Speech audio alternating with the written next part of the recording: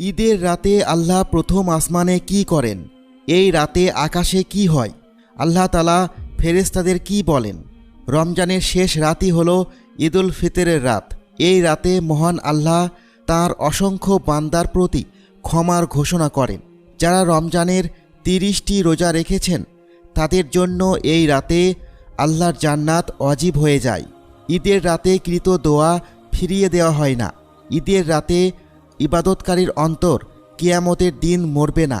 হজরত আবু উমামা বাহেলি রাদিয়াল্লাহু তাআলা আনহু বর্ণনা করেন, নবী করিম সাল্লাল্লাহু আলাইহি ওয়াসাল্লাম বলেন, যে ব্যক্তি 2 ঈদের রাতে আল্লাহর কাছে সওয়াব প্রাপ্তির নিয়তে ইবাদত করবে তার হৃদয় সেদিনও জীবিত থাকবে যেদিন সকল হৃদয়ের মৃত্যু ঘটবে।